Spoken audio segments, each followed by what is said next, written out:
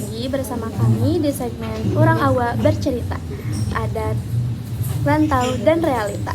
Nah, teman-teman semua, kali ini kami kedatangan tamu yang sangat jauh nih, tepatnya dari Padang ya Bu ya. Oke, mungkin untuk openingnya nih kita perkenalan dulu mungkin ya Ibu, boleh? Hai, gitu ya. Nama Ibu Elda Safitriona. Ibu profesinya guru, di sini tinggalnya di Ibun. Ibun ya. Asalnya dari Padang. Padang. Orang Awa gitu. Awak banget ini. Nah Bu, kalau di orang Padang kan ada marga ya.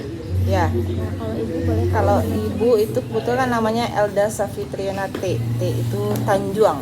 Jadi sukunya itu Tanjuang. Mungkin boleh diceritakan sedikit Ibu tentang suku Kalau suku Tanjuang itu kebetulan warisan dari mama. Kan orang kita makan dari ibu ya. Jadi ya mama ibu orang Tanjuang, ya pindah lagi ke ibunya orang Tanjuang. Ya, kita sempat belajar di sekolah mendengar juga bahwa orang suku Minangkabau itu matrilineal terbesar di dunia gitu.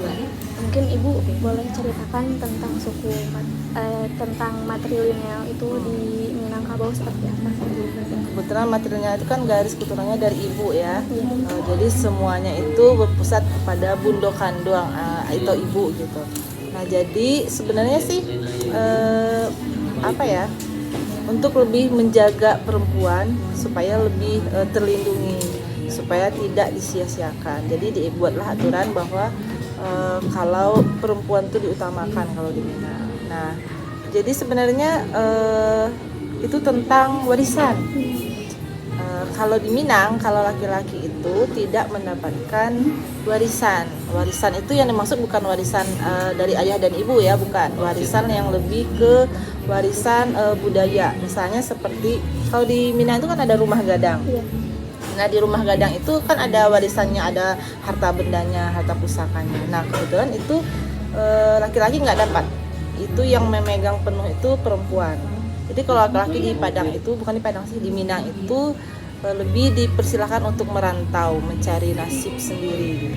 Tapi kalau perempuan itu lebih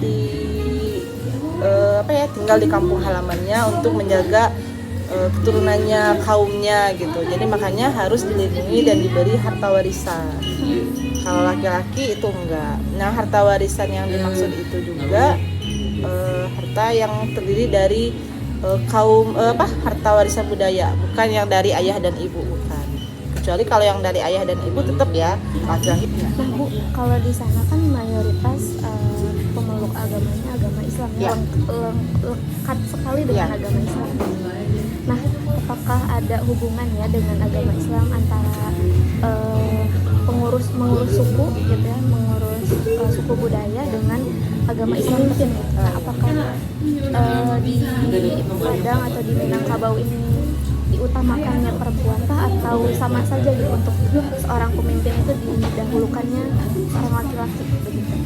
Kalau di Minang itu kan ada pepatahnya sih syaratnya gitu, bukan syaratnya juga, tapi emang itu utamanya.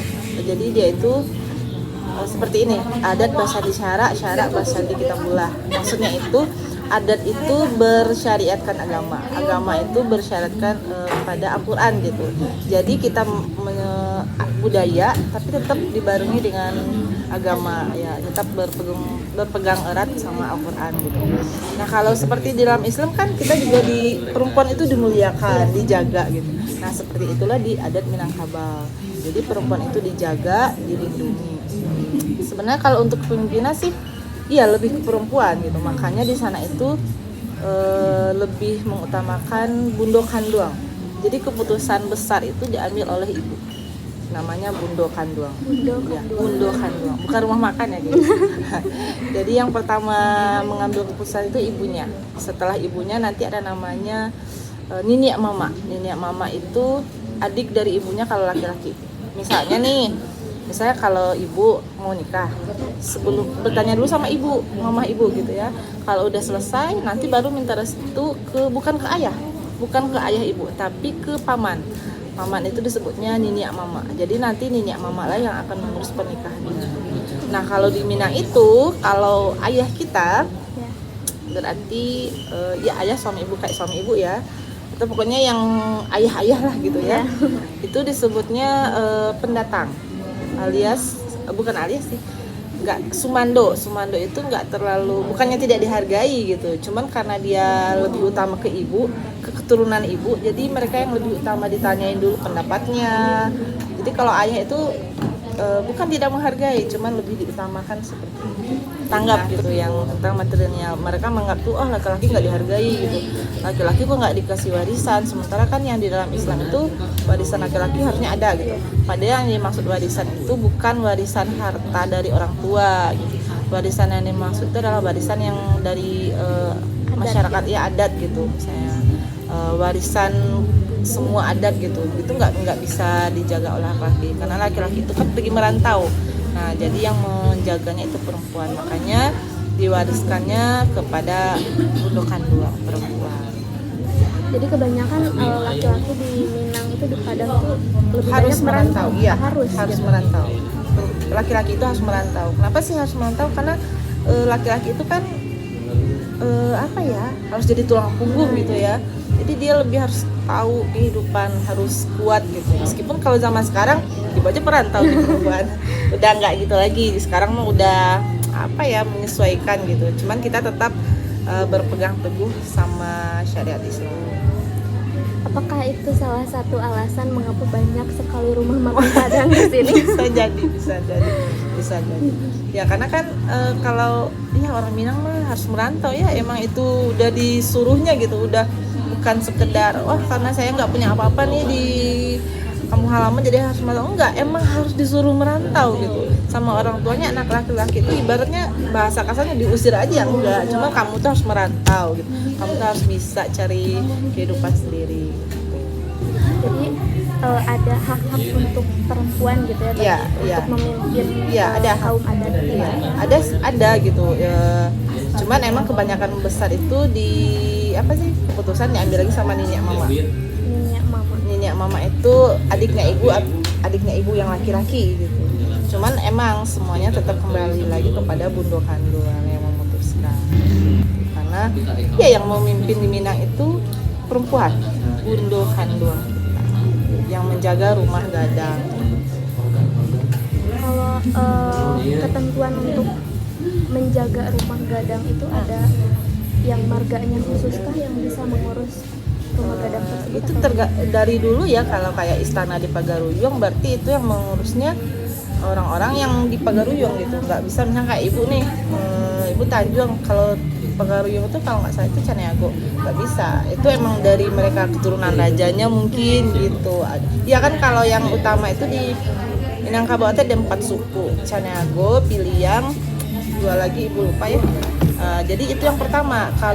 Kalau Caniago itu dibuka sama Datu namanya ya. Apa sih kalau bahasa Sunda? Kayak yang ditua Datu kalau bahasa Sunda. Kalau bahasa Upin Ipin, Datua Marpati Nasabatang. Nah dialah pengemuka suku gitu. Nah terus seperti ini, misalnya nih kayak ibu misalnya nikah dengan orang Sunda, ya kebetulan ibu kan Minang, nikah dengan orang Sunda.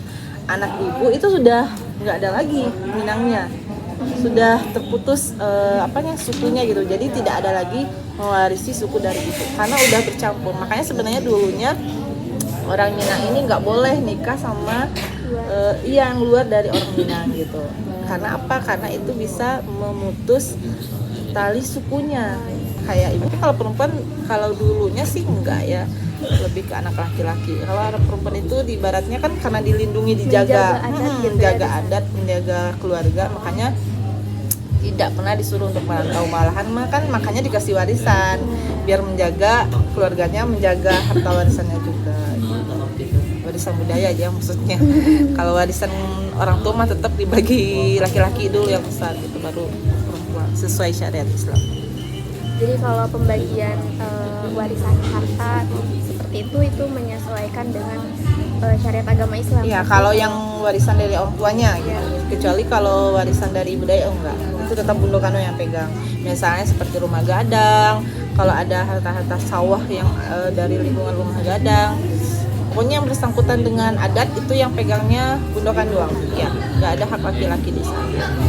Jadi intinya perempuan itu di sana dimuliakan Ya. sekali ya dengan adanya sistem matrilineal Ya, tersebut.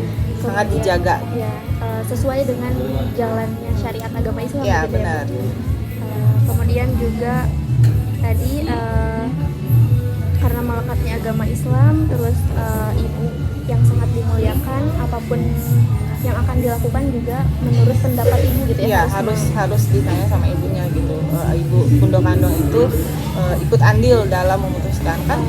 Nah teman-teman, jadi begitulah mungkin ya secara singkatnya mengenai sistem matrilineal, dan ternyata di Minangkabau itu menganut sistem yang sangat memuliakan perempuan gitu ya, martabat perempuan, tapi bukan